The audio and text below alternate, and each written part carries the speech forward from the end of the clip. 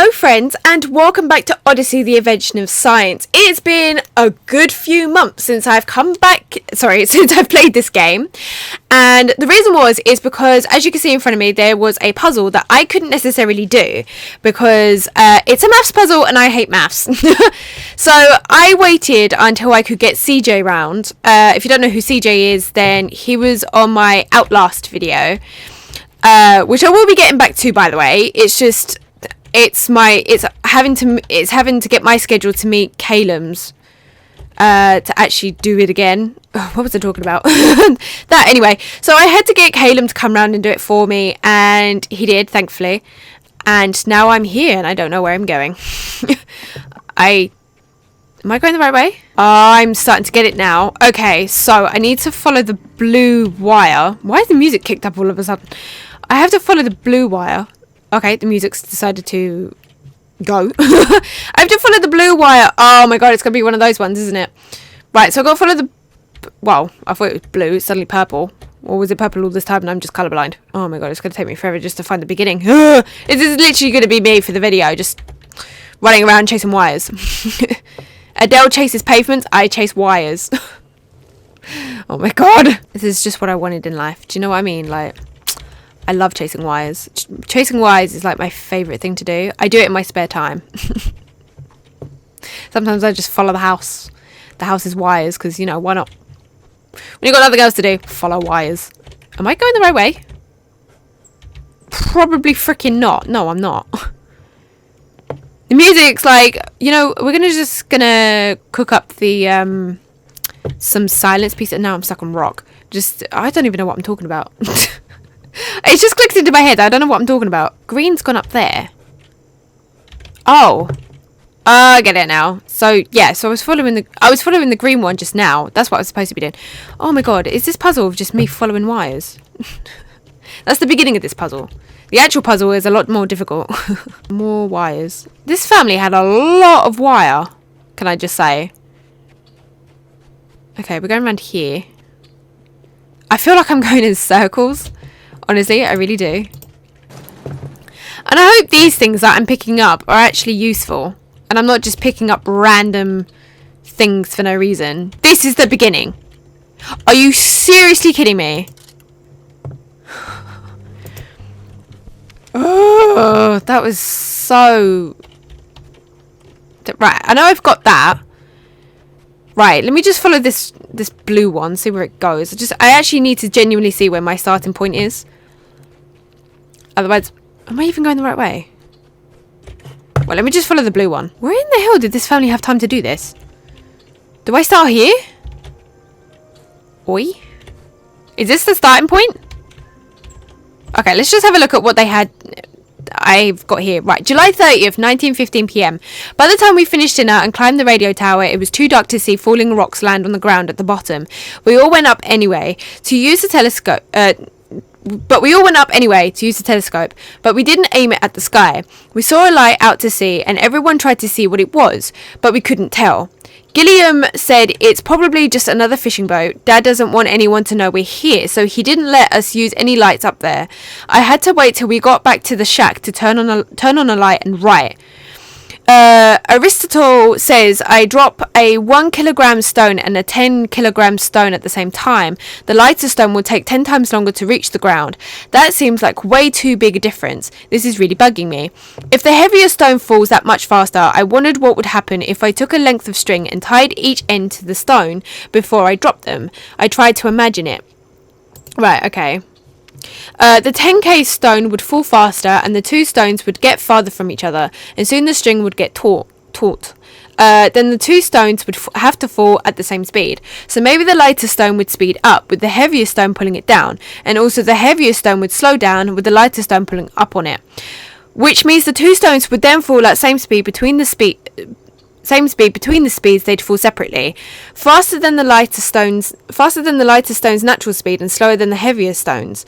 But if the stones were falling together at the same speed, it looks like It's like they're a single object with a total mass of both stones added together. So 10 kg plus 1 kg equals 11 kg.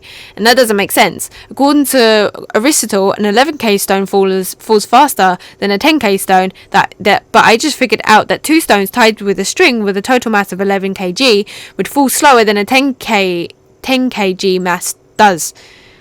Not faster. Both can't be right. I asked Dad about it, and he said I had performed a thought experiment, which is a very helpful way to explore natural laws. And when the results don't make sense or contradict each other, it usually means some element of the thought experiment was wrong. I wondered maybe Aristotle's idea that naturally falling speed is directly proportional to mass is the part that's wrong. Dad said the only way to prove or disprove it is with actual physical experiments. So now I'm back to wishing it was tomorrow already so I can drop rocks from the radio tower. July 31st, 7:45am. Mum grabbed Sid and Gilliam first thing this morning to work on the army cable bridges, but she didn't want me to help because it was too dangerous. My ankle was mostly healed, but it was weak, and she didn't want me doing any work where I needed solid footing and balance. Dad was busy cataloguing everything we found on Wretched Miner, which was so far only things the army left behind, so he couldn't help me either. On my way, the top of the radio tower was too tall to see when rocks hit the ground compared to each other, but then I figured I didn't need to drop things from that high. I could start small. I found a kingfisher feather, dark blue with a black tip, and thought it would be a great object of lighter mass. Then I looked around till I found a piece of tree branch, a twig really, about the same size as the feather, but a lot heavier. I held the feather and the twig horizontally and dropped them at the same time. The twig fell a lot faster, but I noticed it fell straight down smoothly, while the feather swayed and fluttered around as it fell. So I dropped them both again, but this time I dropped the feather vertically. The feather fell faster vertically than it did horizontally, though still not as fast as the twig. It looks like an object can fall at different speeds depending on its orientation. Oh goddamn. It looked like the feather was floating on the air as it fell. When it's horizontal, it must hit more air resistance and fall slower. Like a piece of paper dropped horizontally glides down slowly, with so much air hitting it from below. But if I crumpled it, it has less surface area and encounters less air resistance and falls faster. I don't want to deal with situations where the air resistance is different. I'm just trying to evaluate Aristotle's claim that an object's natural falling depends on its mass, without having to bother about other effects. I need to compare objects of the same size and shape, and then I can know that any speed differences I measure is due to their masses. July 31st, 9:30am. One of the things I found that the army left behind was a steel ball the size of my fist. Mum thought it might have been from a bearing on an artillery cannon, but she wasn't sure. I searched around till I found the right smooth stone, so now I have 2 spheres that are the same size and shape, but one's a lot heavier. And instead of climbing the radio tower, I went up of one of the watchtowers instead, since they were shorter. But when I dropped both spheres together, they seemed to hit the ground at the same time. I don't know how much heavier the steel ball is compared to the stone, but it had to be at least twice as heavy, probably more. According to Aristotle, the lighter object should take at least twice as long to fall the same distance, but I saw no difference at all. I needed a closer look. I went out to where everyone, except Dad, was working on the cable bridges and asked Sid to drop the spheres of the bridge for me. I waited below. Mum says it's about 50 metres high, and I made a video on my phone of them falling and hitting the ground. I had to watch in slow motion to be sure, and the steel ball did land a moment sooner than the rock, but by less than a second. According to Aristotle, when the steel ball hits the stone, shouldn't have even been halfway down yet. I found Dad in one of the shacks and asked how Aristotle could make a big mistake. How could he have ever noticed something so simple and easy to see? Dad said to repeat the experiment in water, but he wouldn't say why, so I went to the beach. The surface was churning around too much with all the waves, and I got an idea. I went to the lagoon by the tower, closed the door to the caves, turned the sump pump around and turned it on. In an hour or so, I should have the lagoon filled up again with nice still water. Okay, so where you're saying where I am right now is not even where I'm supposed to be. This is not the beginning. I don't think. Right, hold on. I have a feeling that might be the end. So I need to... What the hell? How did I even get up there? Right. Right, so I lagged on something, I think. Right, so I should have actually gone the other way where that yellow wire was. Am I right? Hold on. Let me see. Can I go that way? No. Okay. So I've got to follow the yellow wire. Right. So I wasn't even at the beginning. I have a feeling that that door might have been the end. Whoops. I'm trying to cheat the system, guys. Whoops. Right, so up here should be on. Am I right?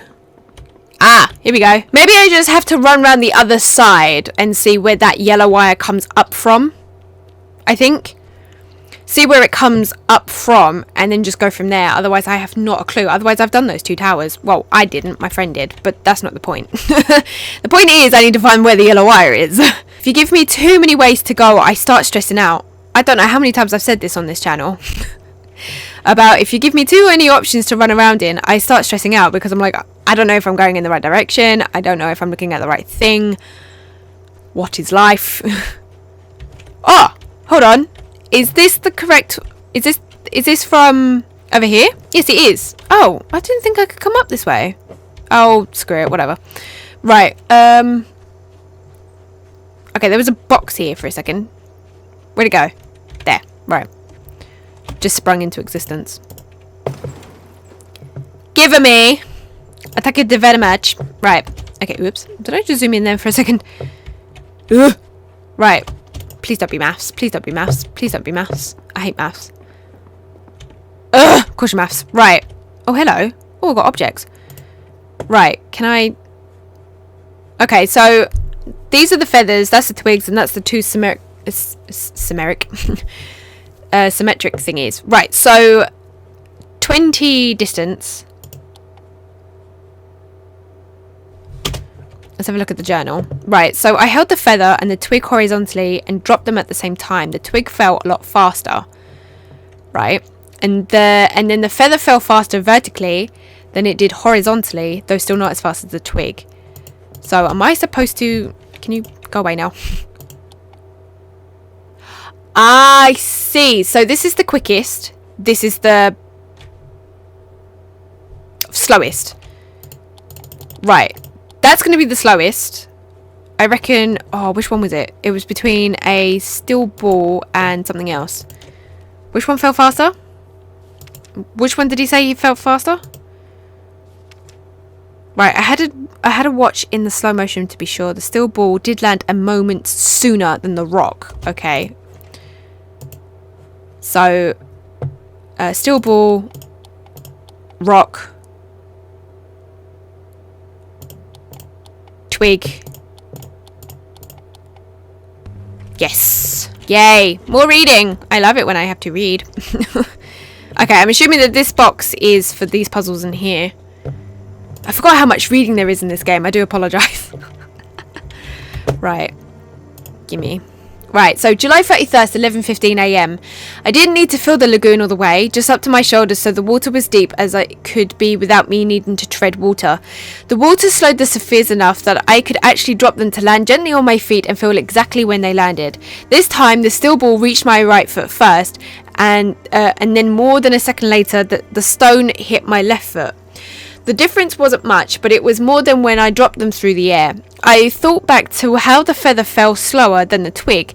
That must be what's happening here. Air slows down falling objects. Air slows down falling objects. Yeah, it's called air resistance.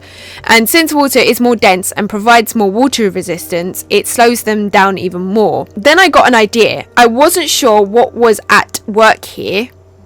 That doesn't make any sense to me, but okay. But if the difference in falling speeds in water is high, because water gives a lot of resistance, and if the difference falling in air is lower, because air provides less resistance, what would happen if I dropped the sapphires where there was no resistance at all? If the resistance was 0, would the difference in falling time also be 0? Unfortunately, there is no way to test this. I don't have I don't have a way to make a chamber with nothing in it, not even air. Dad says volume with nothing in it is called a vacuum, and if I can't make one, I can't measure whether the small difference in landing times in air are entirely from air resistance, or whether some of it is because of the difference in mass. Aristotle might be right that mass has some effect on falling times, even if he was wrong about how big the effect is. How can I reduce the effect of air resistance even though I can't make a vacuum? July 31st, 2:30 p.m.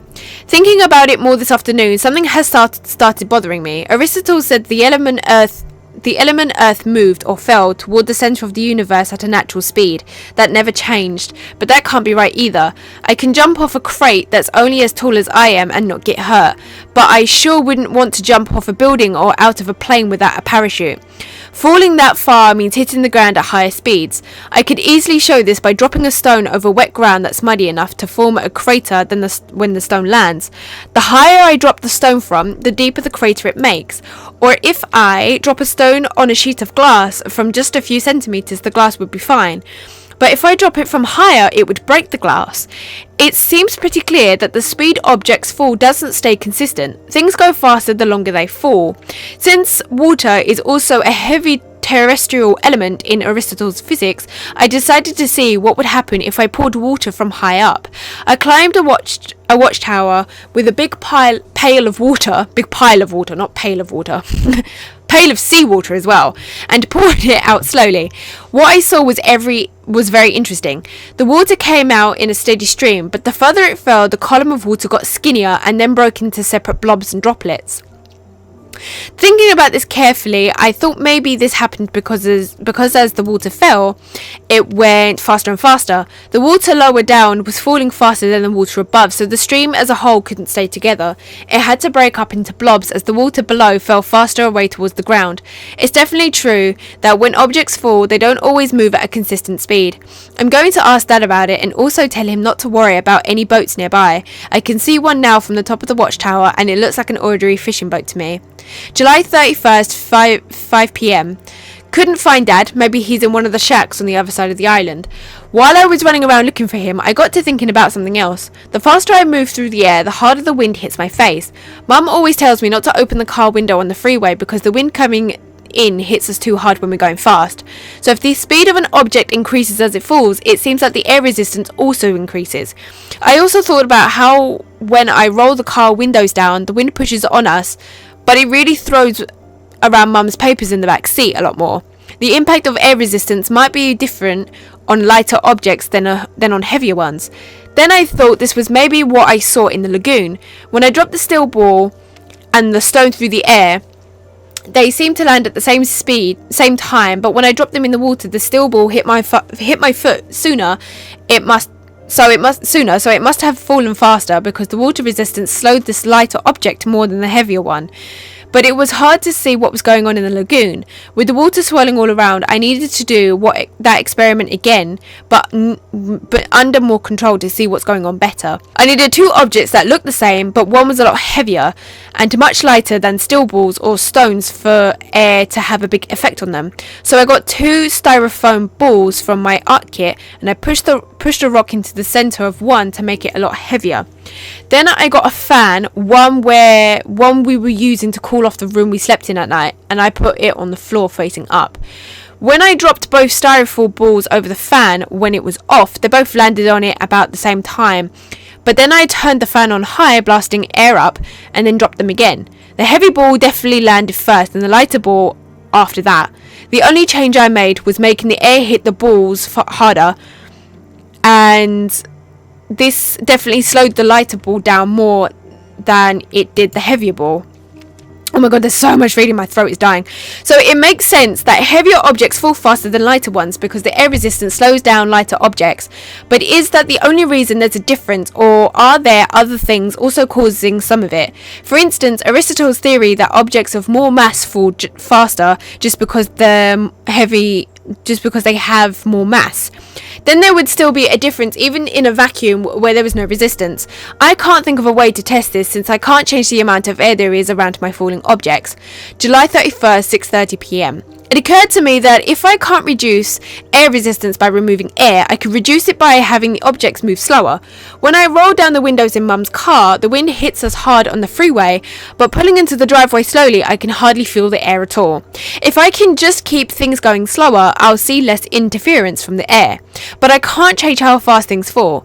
If I drop objects from a table instead of a watchtower, they wouldn't fall as fast, so they wouldn't speed up as much, and that would minimize the effect of air resistance, but the objects wouldn't fall for very long, so it would be too hard to measure any difference in their landing times.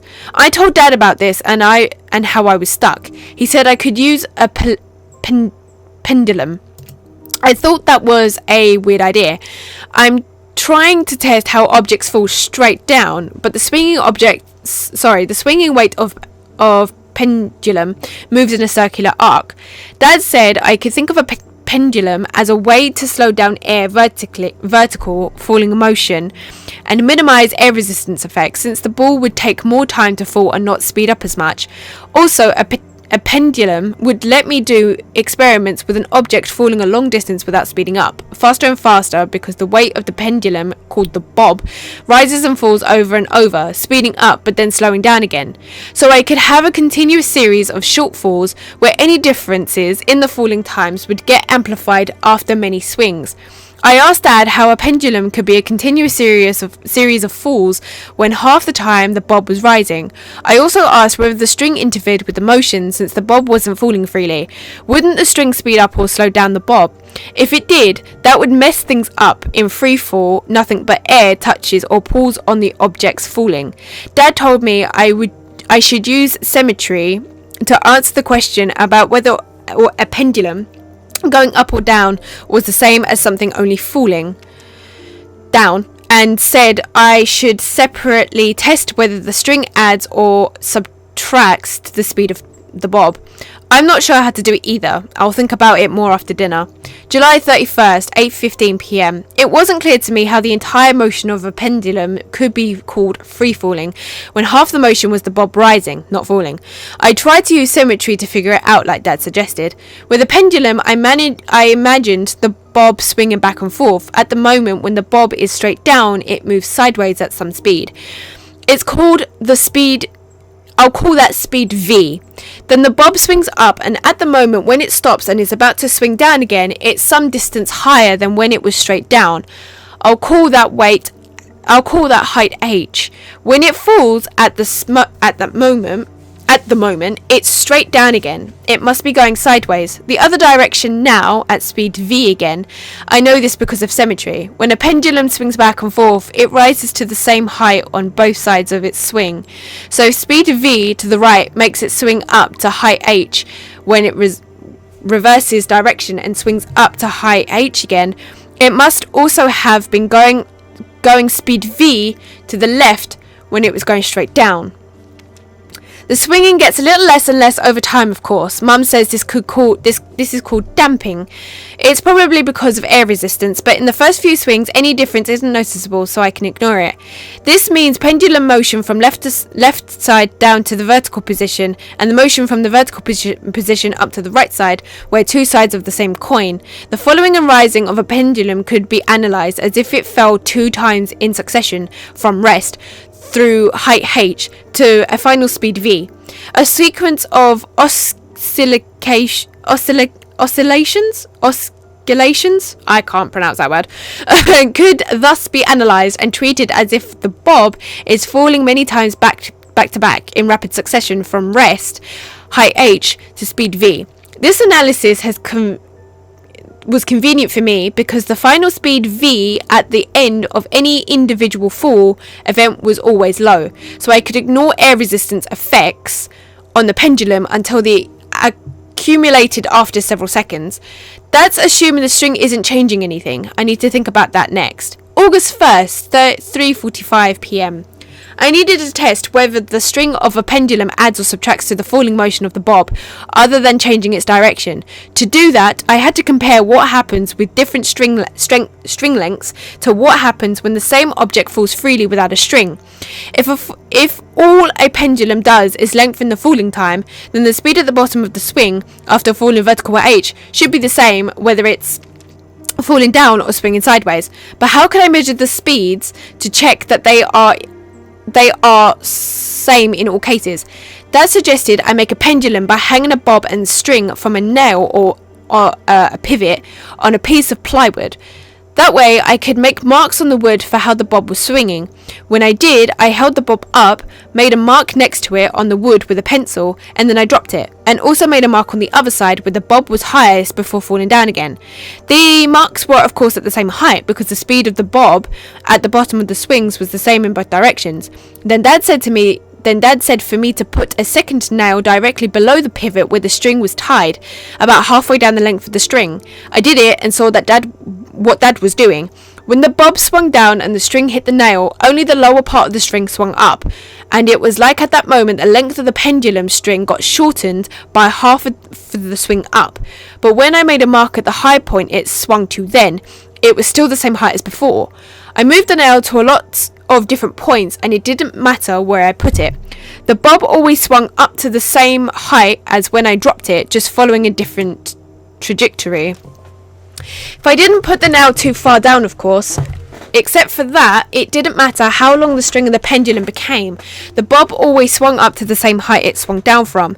And if the height the bob rose didn't change when the length of the pendulum changed, that meant the speed it was going at the bottom of the swings didn't change either. No matter how long the pendulum was, the bob would always would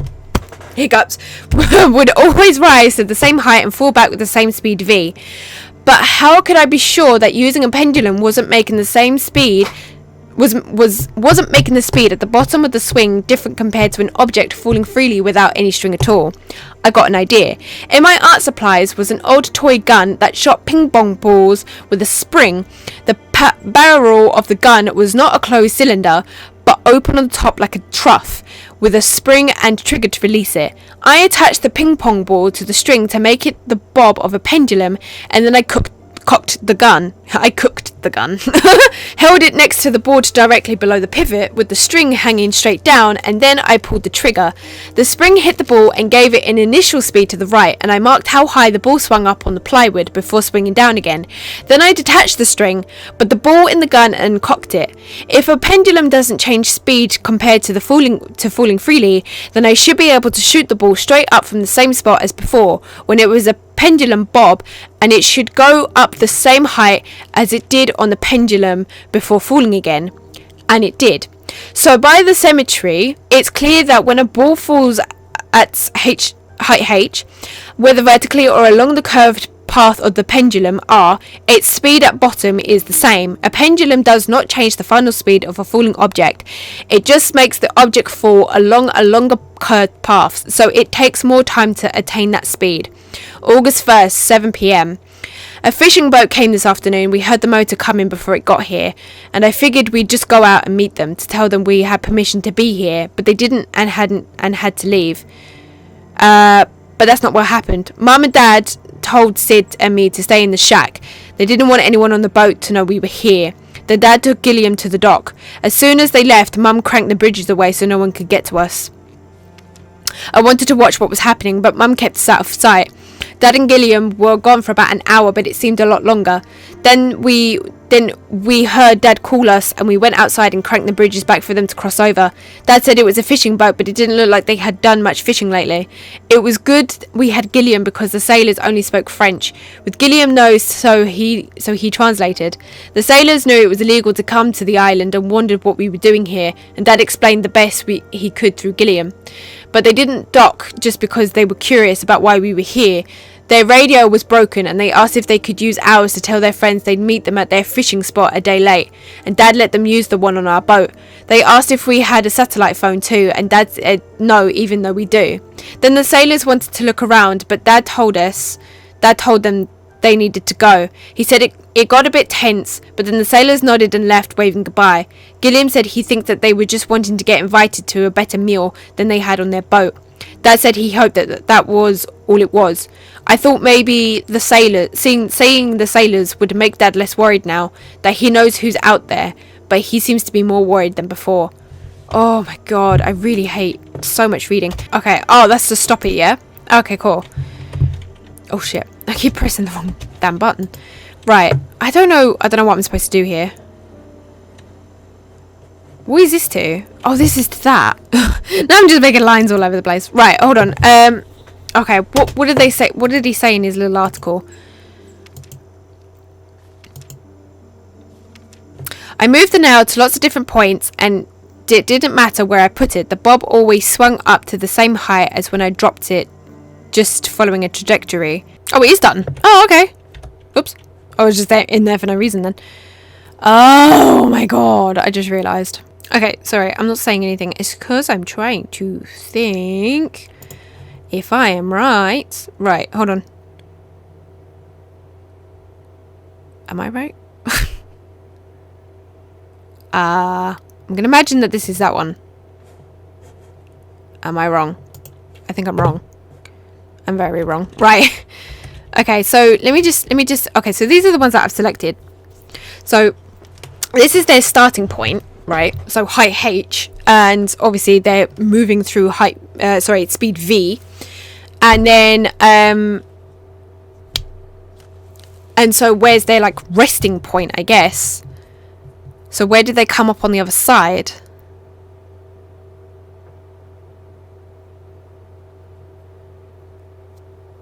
Or was I just not listening to the book?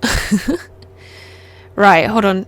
I reckon that this one's right, because they always come up to the same speed. I reckon that this one goes there. Let me just have a look. I could be wrong. I could be very wrong, but I'm just gonna have a look anyway. Okay, I don't know what that's got to do with anything. Okay, so this is still swinging. Right, hold on. So if it's stop. Right. Okay, hold on. Give me this. Right. Can I move you as in like a cross? That's the only thing I can do. Okay, I get it. But they all come above the line. So I don't know if that's the thing. I'm trying to figure this through, but who knows? Because so this is the most normal one. Right. No, sorry. There we go. That's where it just swung normally. But here, they would swing higher. Whereas here, it would swing more like, it would have more of a curve. Sorry about that. My recording kind of like cut out for like a minute because I accidentally pressed on a wire and it took my screen out. But that's not anything to worry about because I was coming towards the end of the video anyway. I was literally about to sign out. So yeah, I do apologize for the reading. I completely forgot how much reading there is in this game. Anyways, I will be coming back to this game. Don't worry. I will be trying to complete it. But anyways, for now, if you did like this video, please click that like button down below. And while you're there, please click the subscribe button so you're told when my next Odyssey: The Invention of Science video has been uploaded. Bye.